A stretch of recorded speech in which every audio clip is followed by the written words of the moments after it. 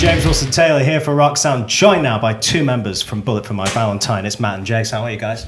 Yeah, good man. Very good. Good to see you boys. This is exciting times. The album is very much on the way. I guess at this point people have heard a couple of tracks, maybe slightly different from what we're used to in the past. Do you think that's reflective of the sound as the albums as a whole? What can people expect? Yeah, I think people can expect a lot more kind of dynamic and variation to anything we've done in the past. It's I mean, the songs that people have heard are kind of the ones we think, I don't know, the edgier and heavier side of what's on the record, but there's a lot more interesting dynamic songs on the record. Nice. Very eclectic, I think. Yeah, and what prompted that then? Do you decide, you know what, it's time for a change, we want to push ourselves in certain particular directions, or did it just kind of happen in the studio? A bit of both, really. I just think the time is right for the band to kind of discover new ground and push ourselves creatively, not rely on the history and formula that we've used so many times in the past, and just wanted to do something that was exciting and something that we really wanted to do for ourselves, and hopefully people love it as much as we do, you know? No, of course. And we should say, Jace, you know, you've come on board full-time now. How's it been, that kind of transition into a full-time member and getting stuck right in?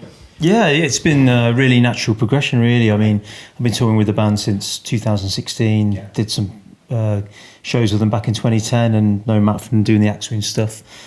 And it felt pretty seamless, really, you know, and great working with the guys, and I think we've got a really good direction with the new album, and it just feels really good. Yeah, nice time to come on board, I suppose. Yeah, really exciting time to yeah, very exciting, yeah. Full time, no, it's good stuff.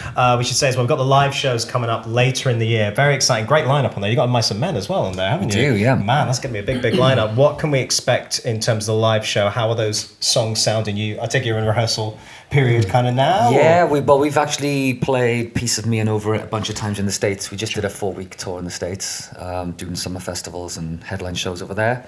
So we've played those, and they go down a treat. They've already become kind of anthems in our set, which is great. We're just looking at the set for the festival run we got, and there's 4 new songs in there. Oh, cool. You know, with Don't Need You, so it's like more songs off Gravity than any other album. Man, building it up. That's nice to see. We should say as well, Riot Fest announced today as well. That's very, very exciting. That's a big old lineup on there. So yeah, we're seeing lots of big festival shows coming up. It's been absolutely lovely talking to you. Final question, I guess, is what is the future bringing? I know it's far too early to talk about new music because the new album's about to drop.